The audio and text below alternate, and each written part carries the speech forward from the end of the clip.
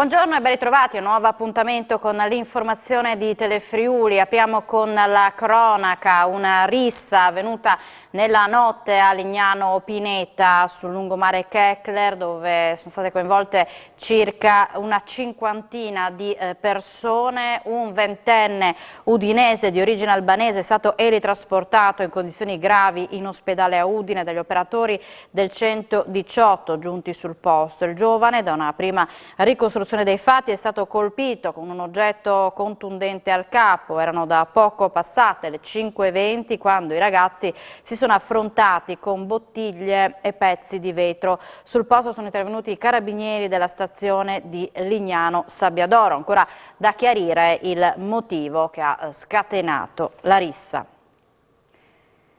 I vigili del fuoco sono impegnati nelle ricerche di due tori fuggiti da un allevamento a Invillino tra Villa Santina e Verzegni. Si tratta di due esemplari giovani che hanno circa un peso di 3 quintali, impegnati nelle ricerche vigili del fuoco con l'impiego di un elicottero per le perlustrazioni aeree con il supporto delle squadre di protezione civile del soccorso alpino. Gli animali sarebbero scappati giorni fa abbattendo il recinto perché allarmati dalla presenza di lupi dei due tori ancora non c'è traccia. E siamo ai dati della pandemia. Oggi sono state riscontrate 1126 positività al Covid-19. Le persone ricoverate in terapia intensiva sono 6, quindi sono stabili, mentre i pazienti ospedalizzati in altri reparti sono 178. Si registra un decesso con Covid. E visto l'aumento dei contagi è necessario, dopo la chiusura delle USCA, istituire un nuovo servizio di assistenza domiciliare nelle zone più disagiate. È l'allarme del Sindacato Nazionale Autonomo Medici Italiani del Friuli Venezia Giulia. La recrudescenza dei contagi da Covid non può essere ignorata e non può non essere previsto un servizio così essenziale come quello fornito dalle USCA.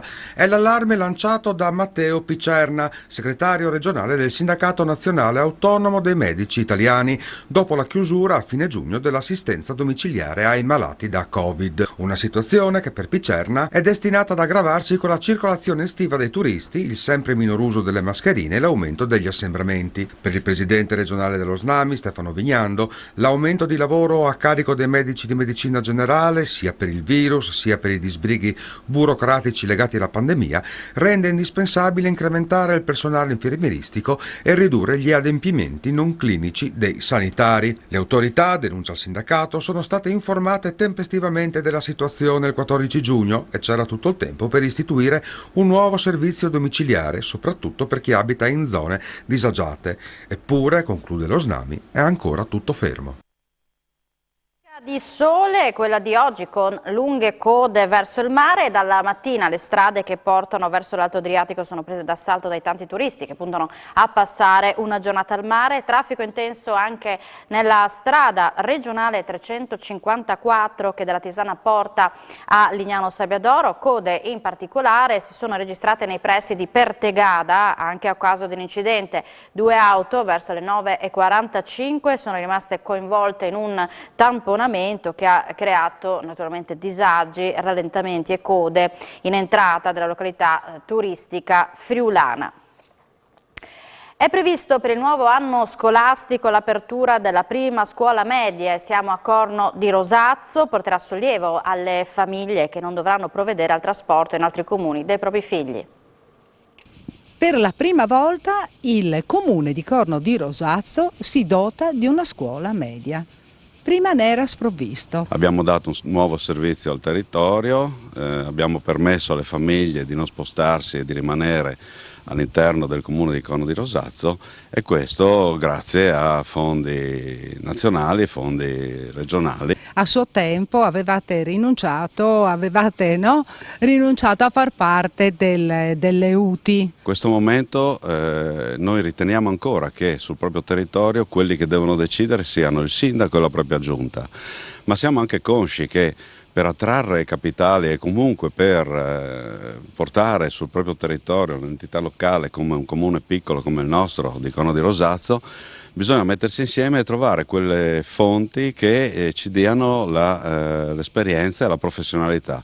E questo abbiamo trovato grazie al Comune capofila di Manzano in questa convenzione che abbiamo sottoscritto oggi e che ci permette di poter accedere a fondi del PNRR, del PSR, come abbiamo sentito anche dal direttore qui oggi, abbiamo delle buone possibilità per fare sviluppare il nostro territorio. Oggi è la giornata nazionale delle Proloco, evento voluto dall'UNPLI, l'Unione Nazionale Proloco d'Italia, per valorizzare l'impegno dei volontari locali, oltre 20.000 in Friuli Venezia Giulia. Una giornata per far conoscere il meraviglioso e variegato mondo delle Proloco, un'occasione per far apprezzare la miriade di eventi e iniziative che le Proloco organizzano in tutta Italia. Anche in Friuli Venezia Giulia diverse Proloco hanno aderito alla giornata nazionale aprendo la propria sede, mettendo in mostra le principali attività che vengono svolte durante l'anno oppure organizzando un evento in occasione della giornata. Come a Forgaria, all'Arena Music Fest, si tiene la prima edizione del Festival musicale della Proloco locale, mentre a Porcia, sempre per l'occasione, la Proloco ha inaugurato la nuova cartellonistica informativo-turistica lungo il percorso naturalistico del Noncello. Una giornata che valorizza l'impegno dei nostri oltre 20.000 volontari a favore delle rispettive comunità, dichiara il presidente del comitato UNPLI regionale Walter Pezzarini. L'estate 2022, commenta, è quella della piena ripartenza per gli eventi Proloco in Friuli Venezia Giulia, con una grande risposta del pubblico che sta dimostrando tutto il suo affetto per le nostre sagre. La comunità di Collalto oggi ha celebrato la festa del Sacro Cuore, una ricorrenza inaugurata 90 anni fa, un momento per ricordare anche l'atrocità della guerra in Ucraina. Collalto di Tarcento oggi si è vestito a festa per il Sacro Cuore di Gesù. Istituita 90 anni fa, questa ricorrenza solenne viene celebrata ogni 5 anni il 10 luglio, un momento importante per il paese che in questa occasione ricorda i benefattori e le persone scomparse negli ultimi 5 anni. È una bellissima tradizione nata 90 anni fa di, la solennità del Sacro Cuore di Gesù. Hanno portato qui una statua con la quale facevano la processione e invocavano la misericordia di Dio su tutti i collaltesi. C'è la messa, poi seguirà la processione lungo le vie del paese a ricordare quanto questa comunità ha sempre custodito il patrimonio di fede che gli era stato trasmesso dai propri avi. La statua del Sacro Cuore è custodita sull'altare dedicato ai caduti della Prima e della Seconda Guerra Mondiale e oggi, ha spiegato Monsignor Cognali a inizio messa, è importante pregare per i morti delle guerre in atto a partire da quella in Ucraina. E siamo in un momento terribile dal punto di vista storico per quanto ci riguarda, con le guerre che sono in atto, oltre la tragedia della pandemia. È sconcertante questo orribile guerra che mostra proprio il peggior volto umano. Palazzo Morpurgo a Udine ha ospitato il concerto di apertura di More Than Jazz.